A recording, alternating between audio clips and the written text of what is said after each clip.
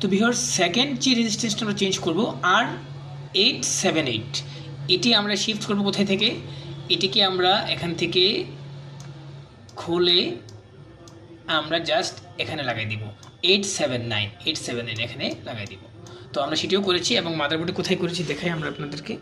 এখানে দেখতে পাচ্ছেন যে এখানে আমি যদি একটু ক্লিয়ার করি, এই যে এখানে দেখেন ফাঁকা, এই রেজিস্ট্রেশনটা ফাঁকা, হ্যাঁ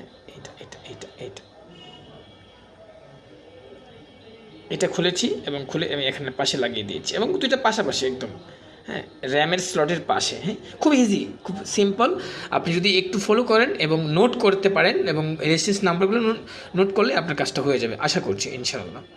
সাথেই থাকবেন। আমরা নেক্সট রেজিস্ট্রেশনটা হচ্ছে আমাদের R256। তো R256 আমরা কোথায় সার্চ করব, R256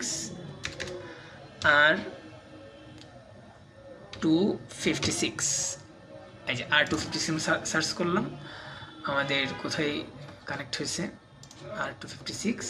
এটা হচ্ছে আমাদের PCS এর পাশে। হ্যাঁ, R56টা আমরা দেখতে পাচ্ছি যেখানে লাল হয়েছে R56।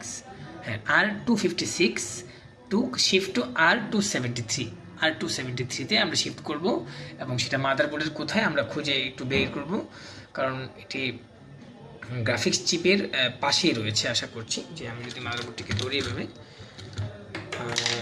মাদারবোর্ডটি যদি আমি এভাবে রাখি, এভাবে করি, তাহলে হচ্ছে এই পাশে হতে পারে, এই পাশে আমাদের দুইটা চিপ রয়েছে, এখানেই হবে কোথাও।